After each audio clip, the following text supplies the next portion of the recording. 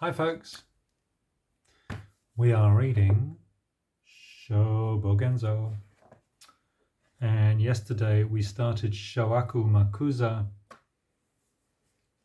I read the first few pages of that.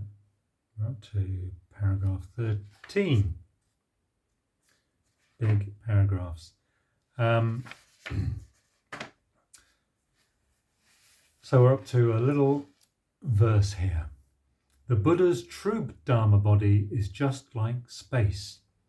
It manifests its form according to things, like the moon reflected in water. Because not committing is accordance with things, not committing has manifest form. It is just like space. It is the clapping of hands to the left and the clapping of hands to the right. It is like the moon reflected in water, and the water restricted by the moon. Such instances of not committing are the realization of reality which should never be doubted at all. Practice the many kinds of right. These many kinds of right are classed within the three properties as rightness. Even though the many kinds of right are included in rightness, there has never been any kind of right that is realized beforehand and that then waits for someone to do it. There is none among the many kinds of right that fails to appear at the very moment of doing right. The myriad kinds of right have no set shape, but they converge on the place of doing right faster than iron to a magnet, and with a force stronger than a Virambaka winds. The Virambaka winds? We're not sure. Strong winds? Hang on, it does say very strong winds mentioned in ancient Indian legends. Okay, thanks for that.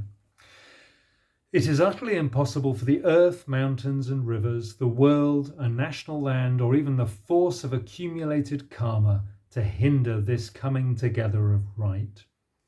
At the same time, the principle that recognitions differ from world to world in regard to right is the same as in regard to wrong. What can be recognized as right is called right, and so it is like the manner in which the Buddhas of the three times preached the Dharma. The similarity is that their preaching of Dharma when they are in the world is just temporal. Because their lifetime and body size also have continued to totally rely upon the moment, they preach the Dharma which is without distinction. So it is like the situation that right as a characteristic of devotional practice and right as a characteristic of Dharma practice, which are far removed from each other, are not different things.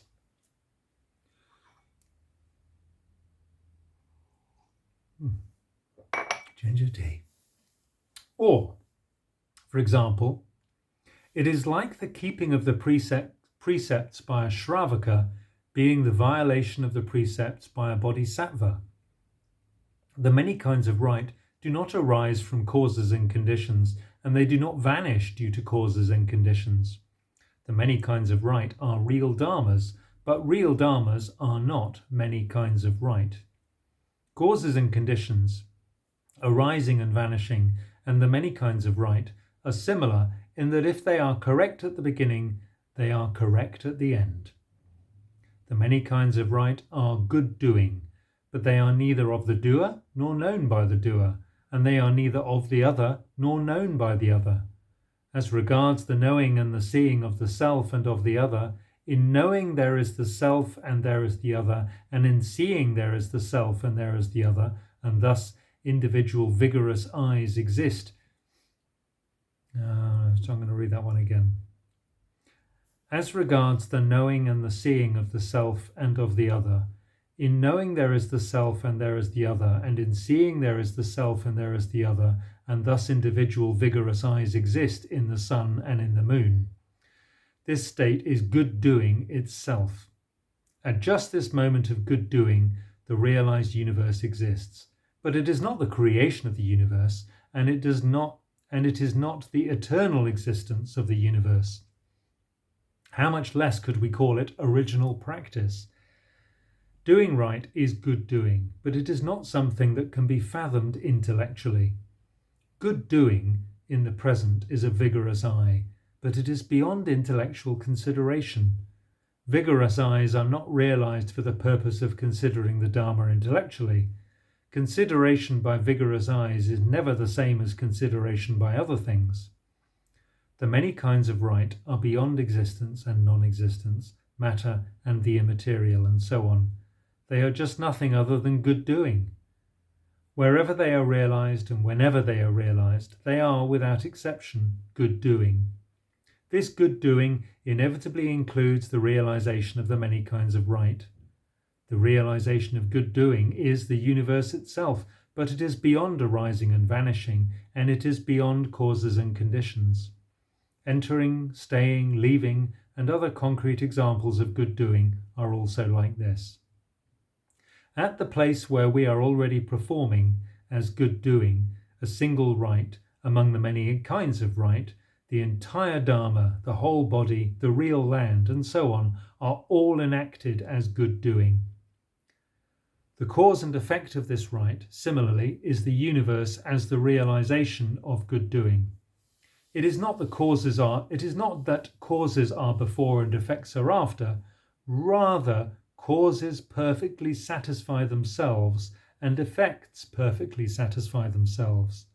When causes are in balance, the Dharma is in balance, and when effects are in balance, the Dharma is in balance.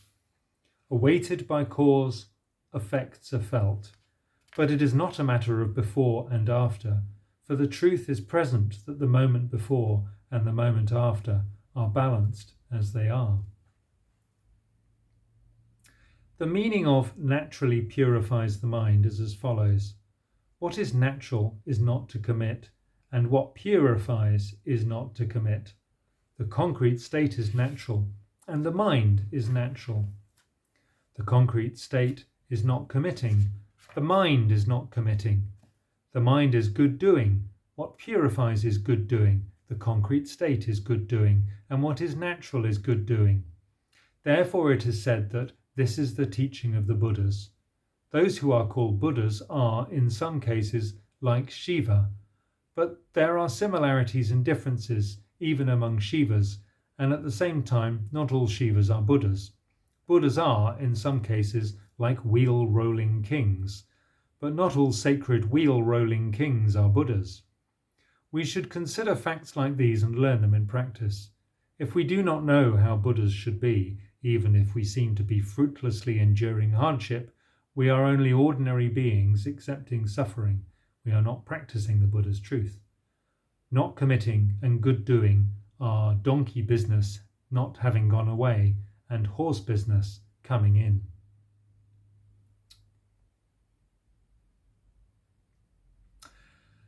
Haku Kyo-i of Tang, China, is a lay disciple of Zen master Bukko Nyoman and a second-generation disciple of Zen master Kozai Daijaku.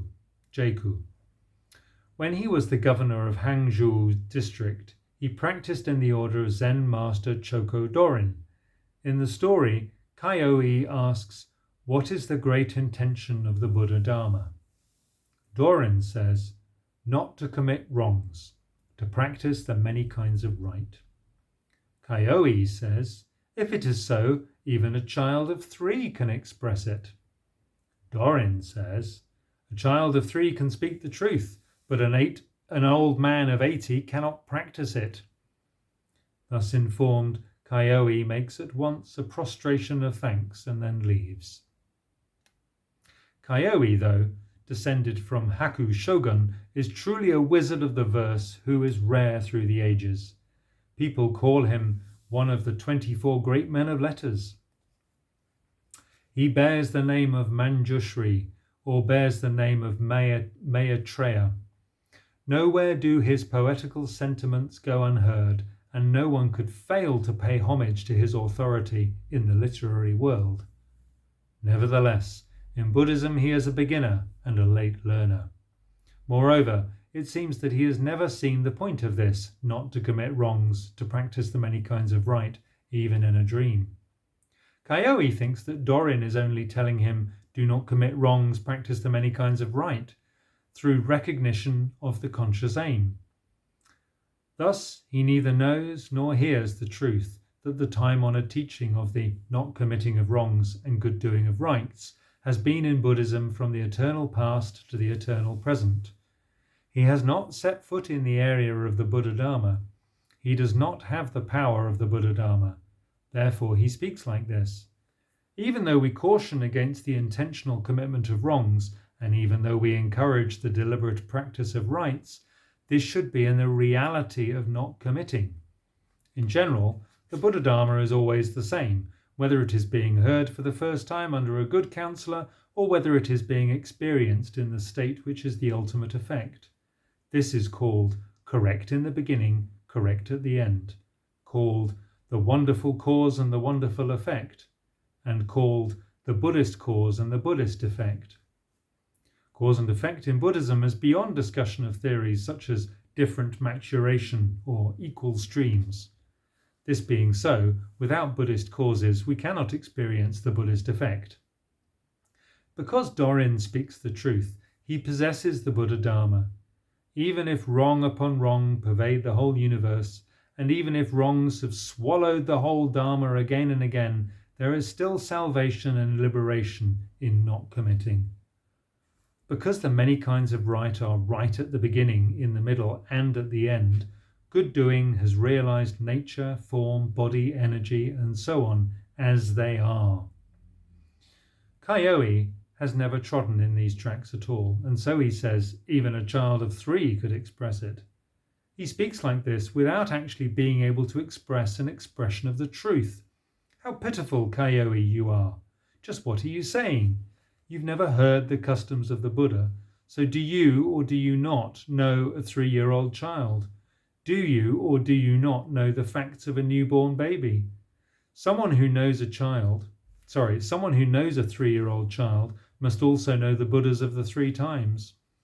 How could someone who has never known the Buddhas of the 3 times know a 3-year-old child? Do you think that to have met face to face is to have known?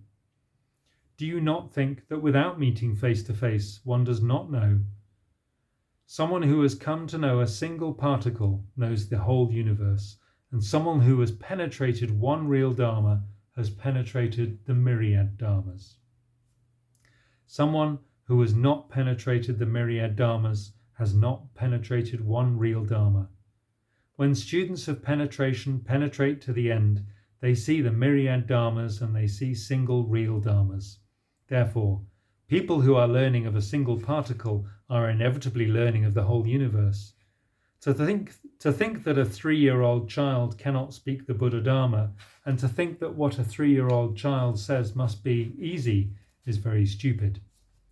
This is because the clarification of life and the clarification of death are the one great purpose of Buddhists. A Buddha of the past says, just at the time of your birth, you had your share of the lion's roar. A share of the lion's roar means the virtue of the Tathagata to turn the Dharma wheel, or the turning of the Dharma wheel itself. Another master of the past says, living and dying, coming and going are the real human body. So to clarify the real body, and to have the virtue of the lion's roar, may truly be the one great matter, which can never be easy. For this reason, the clarification of the motives and actions of a 3-year-old child are also the great purpose. Now, there are differences between the actions and motives of the Buddhas of the 3 times and those of children. This is why Kaioi, in his stupidity, has never been able to hear a 3-year-old child speaking the truth, and why, not even suspecting that a child speaking of the truth might exist, he talks as he does. He does not hear Dōgen's voice, which is more vivid than thunder, and so he says, even a child of 3 could express it, as if to say that Master Dōgen himself has not expressed the truth in these words. Thus, Kaioi does not hear the lion's roar of an infant, and he passes vainly by the Zen master's turning of the Dharma wheel. The Zen master, unable to contain his compassion, went on to say, a child of 3 can speak the truth, but an old man of 80 cannot practice it. What he is saying is this: a child of 3 has words which express the truth, and you should investigate this thoroughly. Old men of 80 say, I cannot practice it, and you should consider this carefully. I leave you to decide whether an infant speaks the truth, but I do not leave the infant to decide. I leave you to decide whether an old man can practice, but I do not leave the old man to decide. It is the fundamental principle to pursue, to preach, and to honor the Buddha Dharma like this.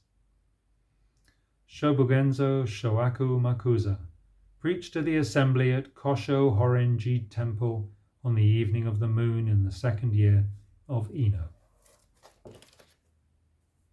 Thanks for listening. Bye-bye now.